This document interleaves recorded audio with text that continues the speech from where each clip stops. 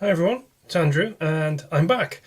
Terry's had a couple of weeks to show you what he's been up to, but it's high time that we caught up on what I'm doing. The B16 is almost finished and we're going to look at that in a second. But before we do, what I'm actually doing, what I started doing last night, concerns the little Tetra X2 PandaHobby Bronco. Well, it's not a Bronco technically, but practically it is. I ordered a while back, so that's what I'm up to. I'm doing shock towers. I've got shock towers in here. I've got C-hubs. I've got a skid plate which I've just put in, a few other bits and bobs, just to help try and stiffen the chassis up a little bit, because there is a bit of flex in this. It is a little bit flexy-wexy, so a few more metal upgrades, and hopefully it'll stiffen up a little bit. So just to remind you what I've done to this rig, obviously I've replaced, to get a lot of questions about this, I have replaced the stock wheels and tyres with identically sized 1-inch RC four-wheel drive Steely beadlocks, and these are the Wrangler tyres, which I'm sure you'll all recognise that they do. I have got scrambler tyres, but they're too big for me personally. Cosmetically speaking, they're too big for this rig. They don't give the look I wanted. I have matte coated the body. I have I didn't spray it, I just matte coated it all so that there's no shiny decals or anything. I've matte coated, black painted I should say, black painted the grille and the bumpers either end, and matte coated those obviously at the same time. I've replaced the grille altogether with a bit of mesh, so that's a little bit less kind of genetic looking front grille arrangement there. I've stripped out most of the lights. This is still the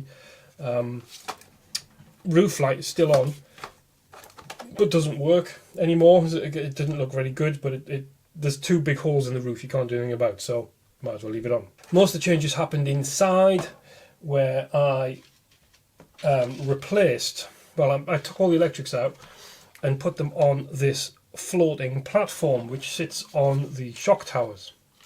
So it sits in the truck like that, and so it looks a bit like the Mars Perseverance Explorer or a lunar buggy sort of thing. It's got a new servo as well from Banggood. It's like a WPL servo, WPL fit. It's not branded at all. From Banggood, AliExpress do them as well, no doubt. I've put a little bit of an interior in so you can see it through the windows. This is from the WPL Hilux kit, eaten by the shell of.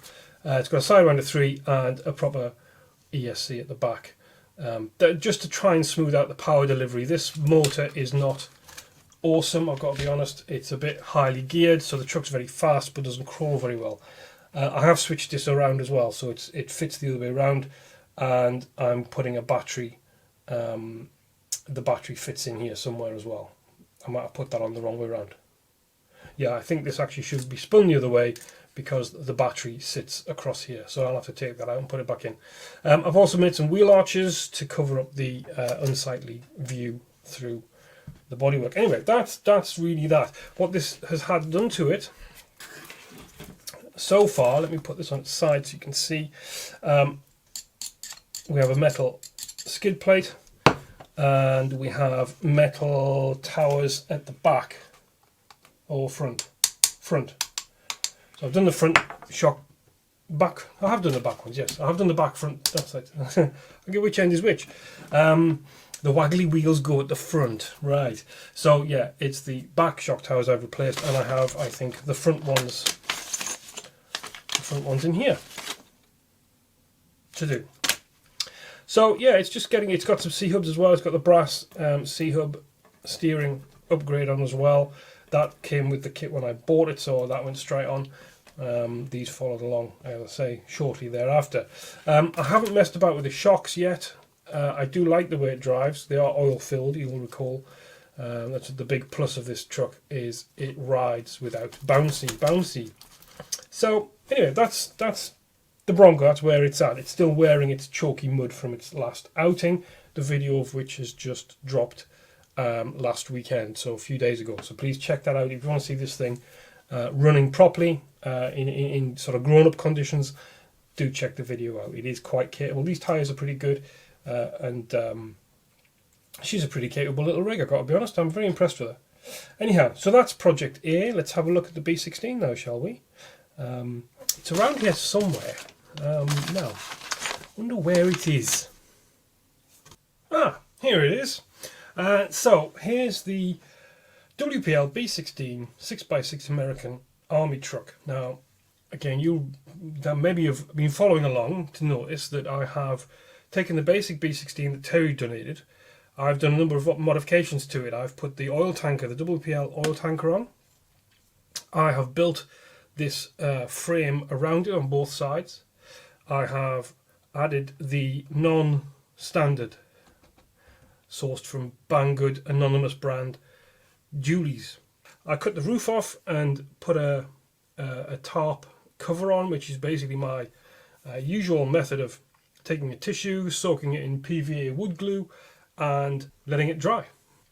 And it gives you that kind of fabric look, which I think is awesome. I've got a driver in there, the best part of him anyway. It's a bit some windscreen wipers. I put a windscreen in as well because the kit doesn't come with. You don't normally get windscreens in these things, so that's got some glazing in. I've moved the exhaust instead of being at the back on the A2 M49 A2, which is what this is. The exhaust obviously couldn't be at the back because it'd be too near the fuel tank. Generally speaking, hot exhausts and petrol, diesel don't mix. So they route the exhaust through the side and have it sticking out. So that's the kit exhaust, modified and dressed up a bit and bolted onto the side of the truck. It doesn't run properly because the servos left the building. Really, it's the original RTR servo. It's a bit rubbish, even by WPL's admission. So I've got some proper metal geared proportional servos coming, and then this will be out and given a good thrashing on the mud. Yeah, I've yet to put some headlight lenses in. So there's some lenses to come for these horrible soup bowl things that they give you. And I may or may not, I'm not sure whether I'm actually going to put lights in, but I certainly want headlight lenses on there.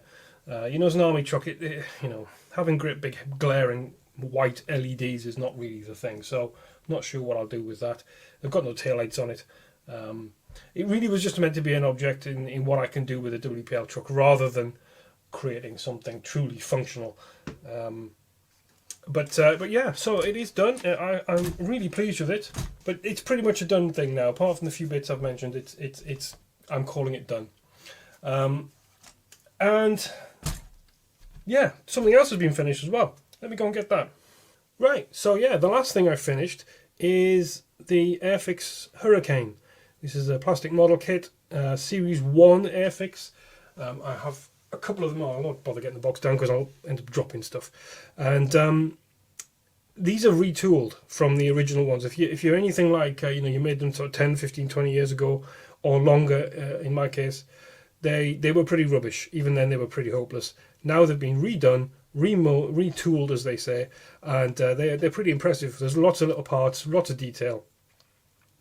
So yeah, and I got this for £5. So it's been a very nice, pleasant rekindling of some memories. I've got a couple of figures from the Airfix RAF personnel set, which I've painted up.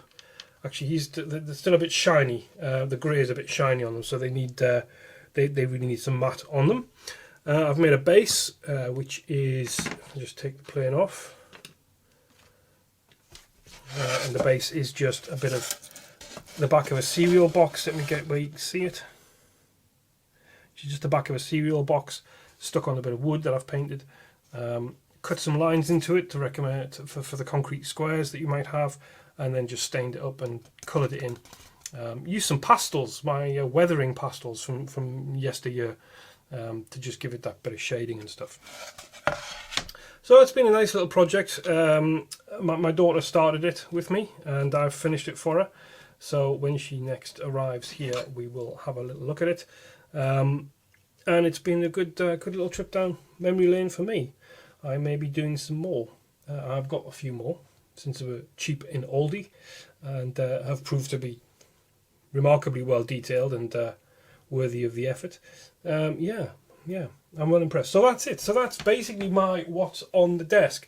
Now, to give you an update as to the rest of the projects that are ongoing, the CA30 still grinds on. I still haven't done anything with the fuel tank, which I still haven't done anything with it. It's still, look at the size of it compared to the Hurricane, which I still haven't done anything more than paint it. So we still have a kitchen sink on the back of the CA30. Our good friend Steve over at RC Crawlers Mid Wales, he has made me some replacement fuel tank brackets. So they're all snapped off because they're all plastic and rubbish. So he's made me some metal ones, which is awesome, because he's doing a CA30 as well, which is also awesome. So I've got them to fit, got them to paint up and fit on the truck. I've got a new spare tyre to make and all the rest of it. So the CA30 rumbles on. It's still not 100% finished yet. The Humvee, well, that's really the next big thing. I need to get some primer. It's almost down to its base parts. So I've got a little bit of dismantling to do still, and then it's going to get primed in a few days' time at the weekend. And your next bench update will be, I promise you, a collection of Hummer parts, at least primed. All right. So I've been Andrew. This has been reasonable fun, and I hope you find it in some way interesting. So click the bell so you get the next installment notified to you. I hope you do subscribe. We do appreciate your comments and feedback and general, chit chat on the sections below. All right. Thank you and good night.